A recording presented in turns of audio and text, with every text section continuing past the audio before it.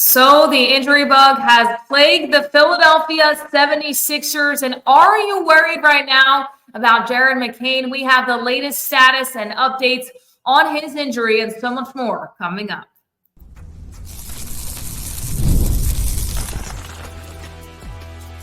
You are Locked On 76ers, your daily Philadelphia 76ers podcast, part of the Locked On Podcast Network, your team every day. Welcome. You are Locked On with Philadelphia 76ers. Kayla Santiago alongside Keith Pompey here with you each and every day, talking the latest and greatest of the 76ers. Thanks for making the Sixers your first listen, part of the Locked On podcast every single day. Your team every day. Make sure you like, comment, subscribe below, and all the good things to keep up with our information on Philadelphia. And you can start the season with a big return on FanDuel. Make sure you place your first $5 bet, and you'll get started with $200 in bonus bets guaranteed. Visit FanDuel.com to get started. So we're going to touch on Jared McCain and the latest updates on him. What's going on? Is there a concussion there or is there not? And when will we see him play again? And then more rankings coming out from ESPN. Joel Embiid in the top 10, but did he crack the top 5? We'll wait and find out in just a little bit. And then, of course, the last preseason game is tonight against the Magic. So you're going to be able to see that, some Friday night basketball. And we will preview everything going on before that matchup. But first and foremost, Jared McCain takes a really scary fall in the game against the Brooklyn Nets. So right now, consistently, he doesn't have signs of a concussion, a little bit of bruising in the lungs as well. And Keith, clearly, this not only affects Jared McCain, but all of the guys in the locker room. We saw Kelly Oubre say yesterday that he's tough as nails, that Jared McCain's going to get back out there. But what's the consensus right now in the locker room? What are people saying? How's everybody feeling? This is the third guy down for the Sixers in the preseason. You know, I think they're kind of happy that it's not as bad as it could have been. You know, like it was a scary situation. But yeah, I mean, you know, you're looking at it and you're saying to yourself like, okay, Joel's not playing, and then PG went down, and then Jarrett goes down. I guess the big difference is, you know, when you look at Joel, when you look at PG, you know, they're two pieces of the big three. So, like, if you lose those two guys, it's going to hurt you more so than a Jared McCain. But at the same time, you know, he's a guy that's very well liked. And then also you're looking at like, yo, can we just get to the start of the season? But right now the consensus is, from what I'm hearing, is basically guys are, hey, it could have been worse. We're happy for him.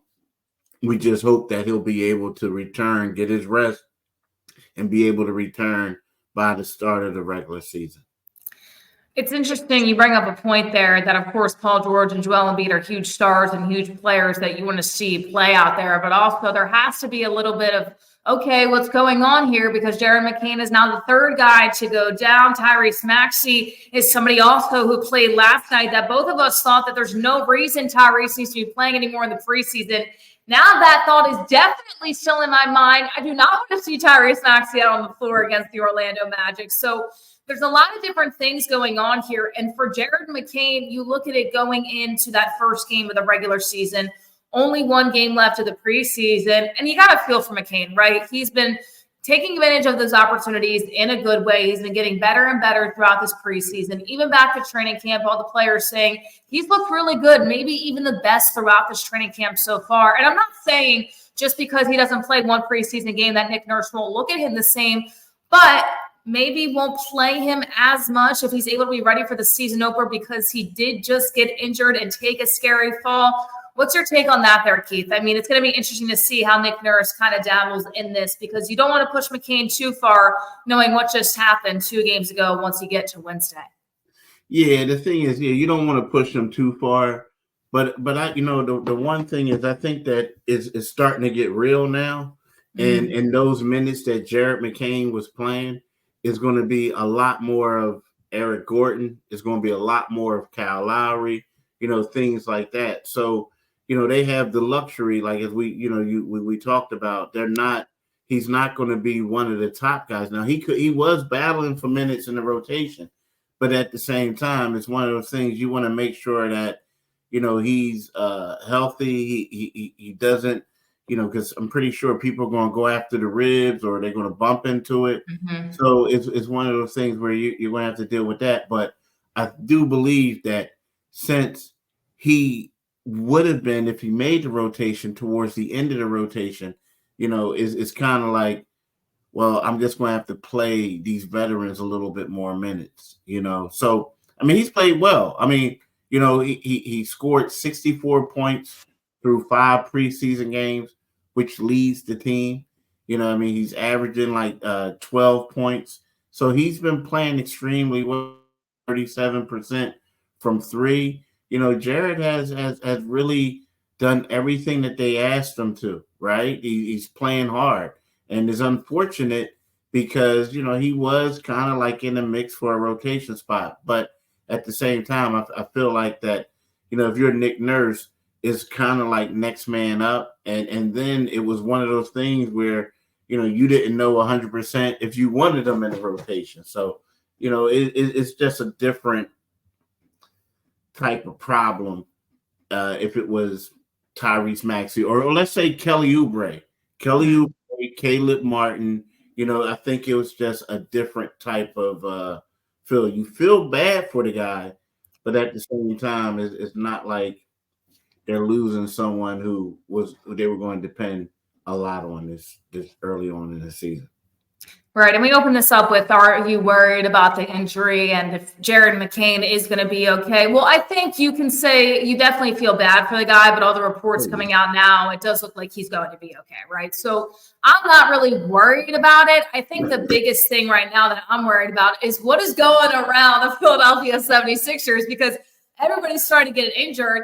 And all of a sudden you see Tyrese Maxey playing the last game against the Brooklyn Nets. So I hope he does not play in the game against the Orlando Magic to round out the preseason, but who knows? Maybe Nick Nurse wants to see him out there with his other group of guys kind of figuring out what's going to lead to that regular season game on Wednesday against the Milwaukee Bucks. But at the same time, I'm not super worried about it because it does look like Jared McCain is going to be okay. That's first and foremost. And also, I'm not worried because I actually really like how Eric Gordon played. We didn't touch on it that much when they played the Brooklyn Nets, but he wasn't just an outside shooter. He was being aggressive. He was driving to the cup, not necessarily making the best decisions of going up there and able to make the basket, but he was aggressive. And I really feel in that game against the Nets that he showed that he can push the pace a little bit more when he's needed to. And he might be, especially with that second group coming in off the bench when they play the Bucks in the regular season. Yeah, I agree on 100%. But can I touch on one thing? And when we talk about concerns and everything like this, so when you think of the 76ers, right? And, I'm not a doctor, but in my time of covering this team, and especially over the last couple of years, now, what we're hearing about is the bruised lung, right? Before that, remember the sesame seed allergy, right? Bell's palsy, gastroenteritis, right? Like everyone had that, right? So then you had thoracic outlet syndrome, orbital bone fractures. Kelly Oubre was hit by a car, right? Displaced meniscus flap, right? Jones fractures, meniscus tears, navicular bone fractures.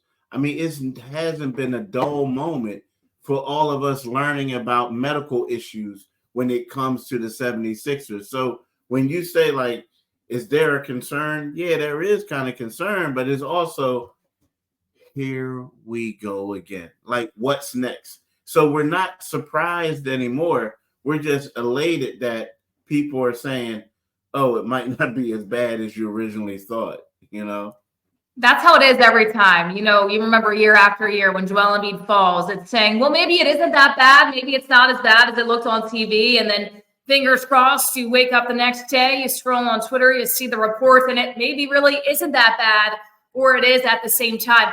I don't know about you, Keith, but there's times I'm watching this team and I have my eyes closed a little bit every time somebody falls because I'm just so nervous. Who is next? Is it going to be Tyrese Maxey? Because my biggest worry with Tyrese before we send things to our next segment here is that all these guys are getting injured, that increases Tyrese Maxey's playing time. He's already going to play a lot, but he's going to be relied on heavily, not only to score and be the guy, but also to produce wins for this team when Paul George and Joel Embiid aren't playing. So my big worry is Tyrese Maxey. I'm not worried about Jared McCain, but I've been worried for years about the health of the Philadelphia 76ers. It's crazy, right? It's crazy. I mean, just insert player's name and then you're concerned, you know.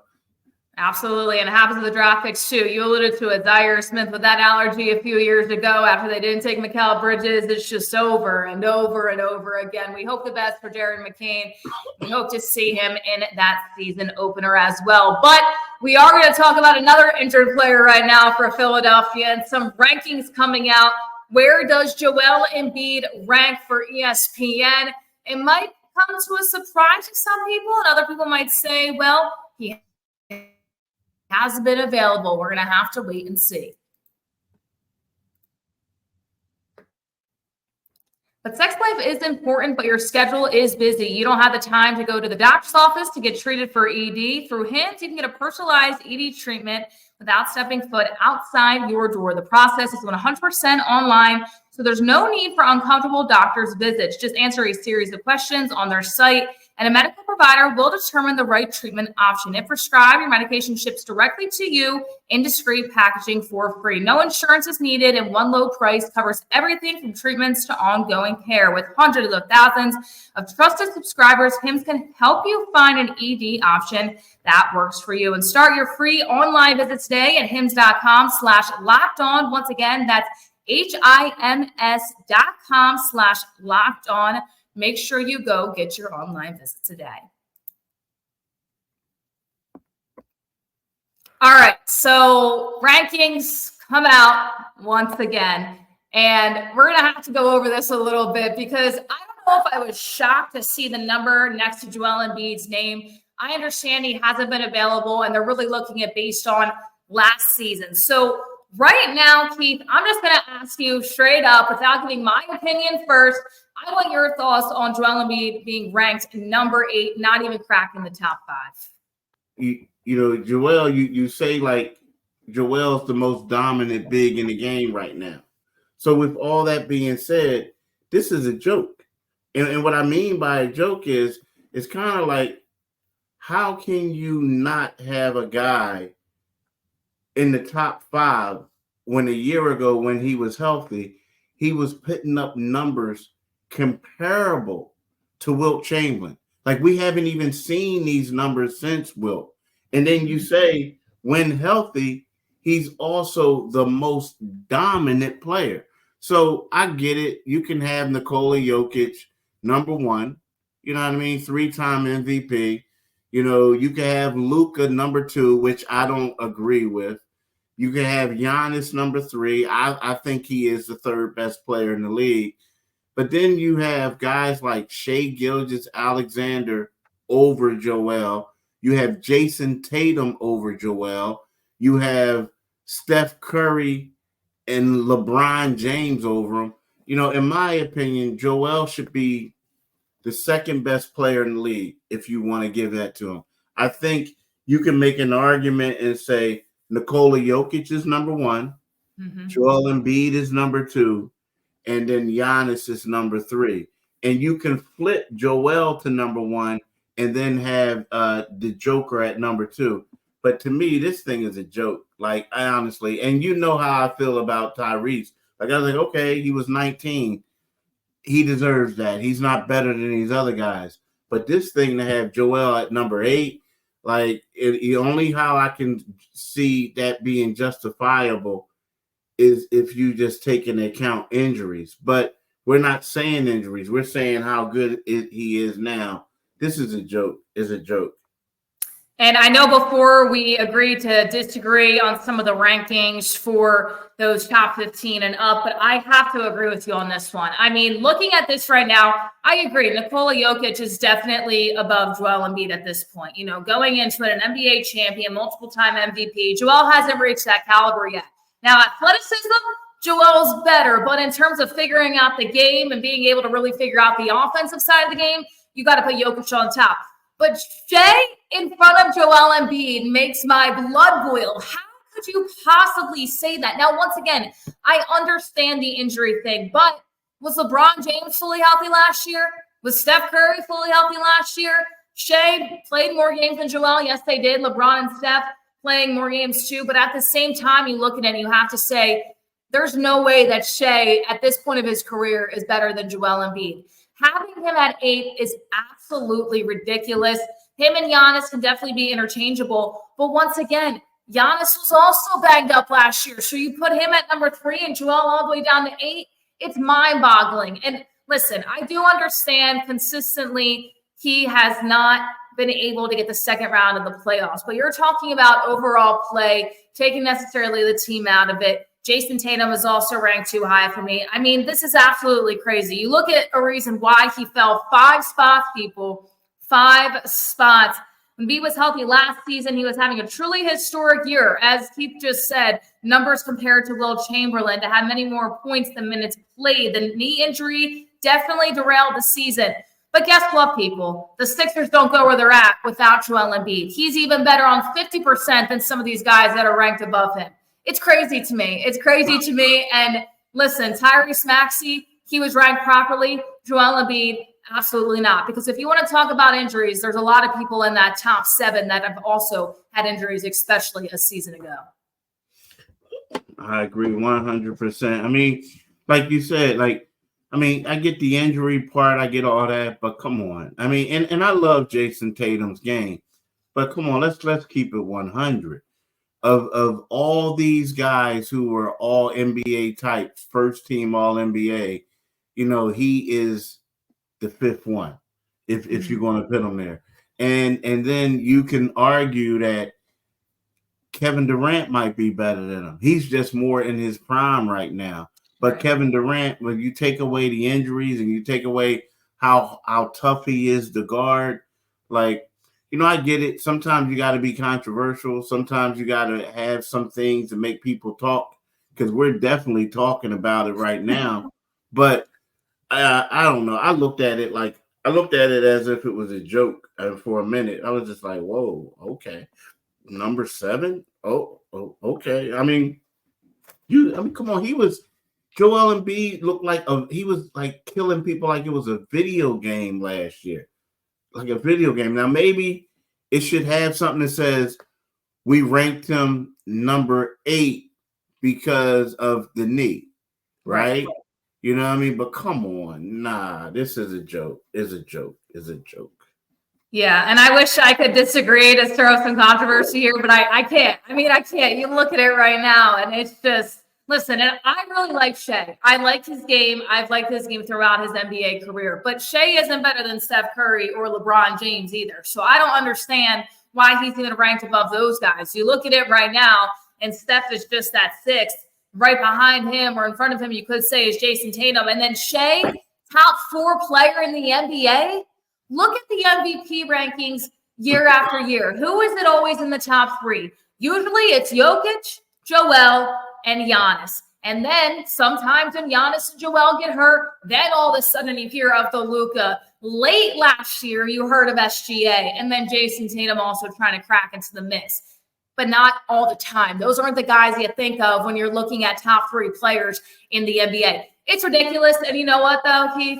I have to say this. Joel Embiid says he doesn't care about awards this year. This is when it's going to start. This is when it's going to start, because there's going to be a lot of people that are saying, well, he's not playing. He's not that good anymore, stuff like this.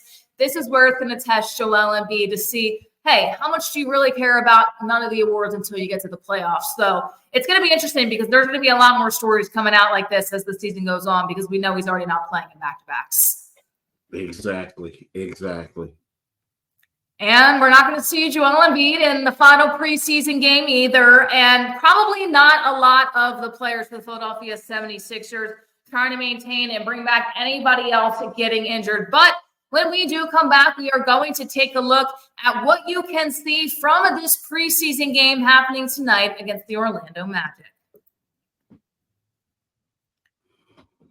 But also tonight, you got the WNBA Finals, the New York Liberty up in the series 2-1. And if you want to place your bets, make sure you head to FanDuel. Hey, NFL fans, you can start the season with a big return to FanDuel, America's #1 sportsbook. So when you get a hunch in the middle of the game, you can check out the latest stats, view live play-by-play, and so much more on the same page where you place your bets. You'll get started with $200 in bonus bets guaranteed when you place your first $5 bet. That's at FanDuel.com. Make sure you visit FanDuel.com today. So I know you all saw a few nights ago Sabrina Ionescu hitting that step back three. Well, we've talked about it, and we will keep on talking about it because FanDuel had this team winning by -3, and that's exactly what it ended up being. The Liberty coming out over on top against the Minnesota Lynx, 80-77 your final. And right now, FanDuel has the New York Liberty winning -3.5. So we'll see if the Liberty can do it once again. But FanDuel has already proven they were right. So make sure you head over right now to FanDuel.com to place your bets, whether it's on the WNBA, the NFL, the MLB, and every single thing. Make sure you head over to FanDuel, America's #1 sportsbook. All right, so we have the preseason finale coming up. And I'm going to go right off the bat here, Keith, and say I do not want to see Tyrese Maxey. I do not want to see him. I do not want to see him. I do not want to see him, okay? Let me get that across because no more injuries to those guys can happen. But with that being said, who do you want to see one more time to really maybe break into that rotation a little bit? Who do you think needs to put a little bit more out there to really be a difference maker on the bench with the Philadelphia 76ers when we go to that game on Wednesday against the Bucks? You know what? That last game was the KJ Martin kind of sort of showcase, right? So I want to go with a guy who you're extremely familiar with. You covered him last year in the G League. I want to see what Ricky Council can do with those type of minutes, right? I mean, because when we look at it, you know, they're both similar type height, build, and then you say one's a power forward, the other one's a two guard. Talking about Council being the two guard, three, whatever. But you know what they need is he needs to go out there and show if he gets this opportunity that he can match KJ Martin's energy, right? Mm-hmm. That he can get the lobs and everything again because he's just as athletic as KJ Martin, as Kelly Oubre Jr., right? So I would love to see what he can do. Another guy is, like we talked about him a little bit in the first segment, and we didn't expand on him a little bit, but Eric Gordon, he's been showing us just glimpses, right? And I understand it. It's like he's 35. He's been in the league, I believe, 17 years. So it's one of those things where that's crazy, right? 17 That is years. crazy. That is a long time. That's a long time. So he's been in the league that long to whereas, I mean, it's one of those things where he just keeps giving us snippets. And what you do is you look at it and you say, okay, I see it. I see him hitting the three and open up the floor, but then he's done for the game. So I would love to see him play. And then the last guy would be, you believe it or not, Reggie Jackson. I want to see what he can do, you know, with a little bit more minutes, because basically for the most part, Reggie has been getting a lot of, I want to say jump minutes, like meaning like the guys who are in the rotation or on the bench is like late in the third quarter or maybe second half, what have you. And Reggie's coming in there just getting buckets. I just want to see what he can do early on when it's still competitive. Yeah, I like all those points there too, because, you know, you're going to look at Eric Gordon more upon, especially throughout the season, depending where you're going to be at with Jared McCain after having that scary injury against the Brooklyn Nets a few nights ago. You know, I'm high on Ricky Council. I mean, I saw how well he played with the Delaware Bluecoats, how he worked his way up, and that's a position that the Philadelphia 76ers are really looking for. Now, Ricky, I implore you to work on your shot even more if you want to have a position over KJ Martin. Yes, he's definitely more of a small forward, or you could say even a two guard than KJ. KJ, I think, can spread a little bit more on the floor, but Council's not going to be put in that two spot unless his shot gets a little bit better and more consistent. So Ricky Council, if you can do that, I think things will work out for you. Somebody I really like too that is not going to get a lot of opportunities on this team just because of his position is Jeff Dalton. I've talked about him before, but I'm excited to see him play. I know Nick Nurse is really high on him too, but once again, he's not going to get a lot of playing time because his position is just not available. You're going to see him a lot go back and forth. But I'm excited to see what he can do with this team. I'm really looking forward to if somebody can't play, somebody has a night off, he gets brought up and he goes out there. Dalton did have a little bit of injuries last year. Earlier on in the season, wasn't able to play with the Bluecoats, and then Nick Nurse was able to bring him up too. So those are definitely two guys that I'm super high on too. I don't think we'll see Kyle Lowry. I'm hoping we don't see Tyrese Maxey either. Adem Bona, somebody else, I'm going to say again, I want him to get a little bit more minutes. Yabusele right now, and I was looking throughout the comments the other day on our last episode saying, well, Yabusele's not really a 5. Why would he play there? And it's because that Joel Embiid is not going to be able to play every single game. So if Yabusele needs to play at 4 for whatever reason, Adem Bona is going to need to step up. He's really raw. He's a good talent, but he's going to need to work through it and play with the Delaware Bluecoats. But this is another opportunity for him to be able to play in this preseason game. Nick Nurse probably giving him a little bit more minutes to see what he can do. I want him to get his timing down a little bit better, Keith, on those blocks too in this last preseason game against the Orlando Magic. Yeah, you know what? The one guy that you said that really intrigues me the most, a guy that we haven't talked about a lot, is Jeff Dalton, right? You know, Jeff Dalton, you know, I don't have it in front of me, and I feel bad that I don't.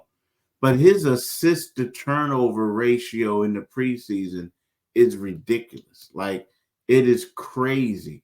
I mean, it's kind of like, I think it's something like 17-3, right? I mean, it's just, it's crazy. I don't have it, but it's ridiculous. So the thing is, yeah, he's a guy that you want to see. Now look at it right now and talk about a pure point guard, right? He's the only, well, he's the second pure point guard on the team. The first one is Kyle Lowry. Jeff is the second. And you kind of feel sorry for Jeff because he's a cool guy. He's a likable guy. But for whatever reason, teams always want to do upgrades, right? In other positions. So what that leads to Jeff Dalton being a guy, hey, Jeff, we really like you. Yeah. But we're not gonna bring you back next year on a full roster. I mean, on a full contract. So why don't you come out and play for our summer league team? And if everything goes well, then we'll sign you to a two-way. And that's what happened, right? So he's a two-way guy, so he tends to often get overlooked. But whenever he comes out there and he does something, I'm talking about even in the regular season, is he a star? No. But is he consistent? Is he does he make pretty good plays? Yes, that's who he is. So yeah, he's a guy that I would like to see, but he's also someone I feel sorry for because I don't really see him ever getting the full opportunity to become the man. And he's really smooth too in his transitioning and his playmaking, his passing, his shooting, everything in between. I mean, I was able to see it almost every game there with the Delaware Bluecoats when he was able to play. And he's just a really fun player to watch. And another thing, once again, Nick Nurse does really like Jeff Dalton. He likes his game. He likes what he brings. He likes his attitude. He likes his energy. But once again, if a spot isn't available, it might not work. Now, I'm going to go out on a limb and say this, and I have a lot of high praise for Ricky Council covering him. I think Jeff Dalton, if this team didn't have Kyle Lowry, is a better fit than Ricky Council. But once again, you have all these vets now coming in trying to make an impact here, and there's just no room for Jeff Dalton. So he's going to be with the Bluecoats. You're going to figure out what happens when he plays with the Sixers. Not going to get a lot of playing time except for garbage time. But that's what the preseason is for, right? To see these guys that you might not see during the regular season, to see when it's all going to click. So Ricky Council and Jeff Dalton are definitely two guys that I'm looking forward to seeing. Adem Bona once again. And Yabusele too. Now, there's no talk if Drummond's going to play or not this early on just yet. But I'm curious, Keith, if Drummond's minutes are limited, knowing that maybe Joel is not good to go for the opener, or if he is, maybe he won't play as much. Do you think Yabusele could get a start in there if Drummond doesn't play and kind of show what he can do within that rotation coming out early on? Yeah. I think he could definitely get the start if Drummond doesn't play. And I see them going with a small ball lineup. It will be something like, okay, this is situational. Like, let's just turn it into this. This is the last game. So let's just turn it into situational. He'll get it. Yeah, I just don't think that right now what they did is they got rid of they got rid of the Exhibit 10 guys. Mm-hmm. So what that did is a guy like Max Fielder. He's a guy that would have, probably 7-footer who would have got some minutes. Eric Mobley would have got some minutes. So right now, when you look at it, if Drummond doesn't play, it just seems like the Dancing Bear would have to be the guy because Adem Bona isn't ready. Now, I just want to say something just so I make sure I had it right. I said 17-3 in assists to turnovers. It was actually 15-3. He had 15 assists and 3 turnovers total in 5 preseason games. Jeff Dalton. So, hey, there you go. Jeff Dalton trying to make a stance once again. We'll see what he can do against the Orlando Magic. It's going to be interesting. Keith, before we send things off, do you want to see Tyrese Maxey? Because I don't against the Orlando Magic. Nah, I want to see Tyrese Maxey on Wednesday. I want to see him there too. I don't even want Tyrese. If I'm a Sixers fan, I wouldn't even want Tyrese Maxey to hop on the plane because guess what? It's like it's starting to get a little chilly up here a little bit, just a little bit. And he's going to go down there and it's going to be 80, 85 degrees. And then he may come back with a cold. Nah, Tyrese, stay in the house. And then the team will be back on Saturday. Practice with the team or do some things on Sunday. You'll be fine. Yeah, put yourself in bubble wrap, please, Tyrese Maxey, because we can't handle any more injuries before the season opener. But tonight, the 76ers in their last preseason game will be playing the Orlando Magic in Orlando at 7 p.m. Thank you all so much for making Locked On 76ers your first listen today. For your second listen, check out the Locked On NBA season previews on Locked On NBA, from the East and West contenders to potential tanking teams. A 6-episode series with everything you need to know about the NBA season. Find Locked On NBA on YouTube or wherever you listen to your podcast. Thank you all so much for tuning in. We'll see you next time.